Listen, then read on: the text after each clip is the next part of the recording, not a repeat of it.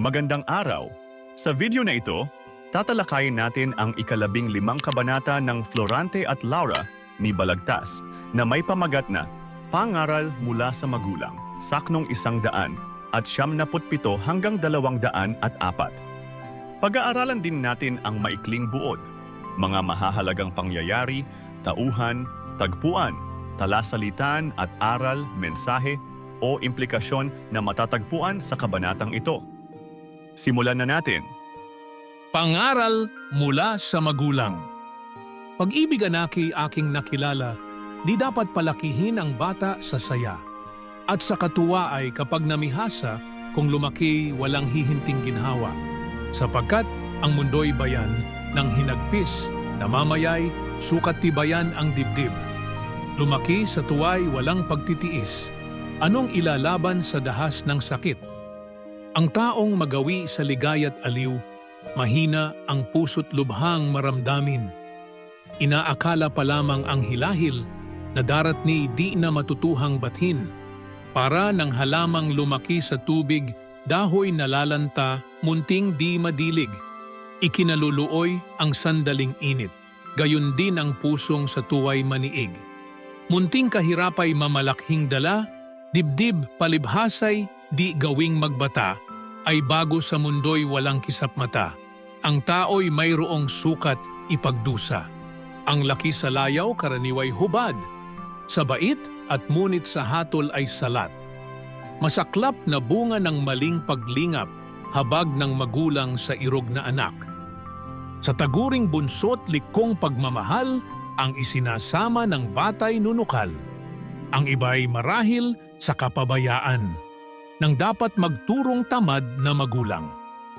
Ang lahat ng ito'y kay amang talastas, kaya nga ang luha ni inay hinamak, at ipinadala ako sa Atenas, bulag, na isip ko'y nang doon mamulat. Ngayon naman ay talakayin natin ang buod nito.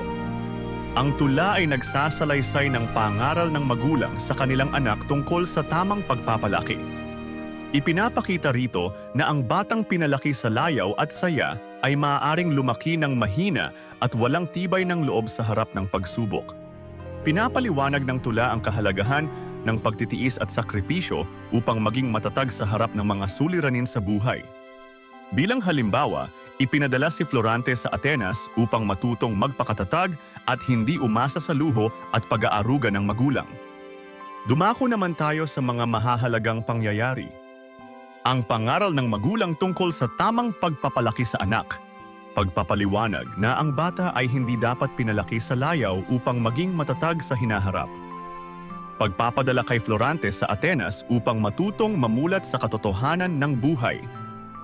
Mga mahahalagang tauhan. Duque Briseo at Prinsesa Floresca. Sila ang nagbibigay ng pangaral at nagdedesisyon para sa kapakanan ng kanilang anak. Ipinapakita nila ang tunay na pagmamahal sa pamamagitan ng pagtuturo ng mga mahahalagang aral sa buhay. Florante, siya ang pinapayuhan at pinadadala sa Atenas upang mamulat ang kanyang isipan at matutong harapin ang mga hamon ng buhay. Dumako naman tayo sa tagpuan. Ang pangunahing tagpuan ng kwento ay sa tahanan ng magulang, kung saan ibinibigay ang mga pangaral. Ang Atenas ay binanggit din bilang lugar kung saan ipinadala ang anak upang mag-aral. Ngayon naman ay talakayin natin ang mga talasalitaan na ginamit dito. Namihasa, nasanay o naging madalas na gawin. Hilahil, paghihirap o pasakit. Bathin, tanggapin o dalhin ng may pagtitiis. Mamulat, magising ang isipan, matuto. Layaw, labis na kasiyahan o luho. Nunukal, nagmumula o naguugat. Muni, malalim na pag-iisip. At ngayon ay alamin naman natin ang mga aral o mensahe ng tula.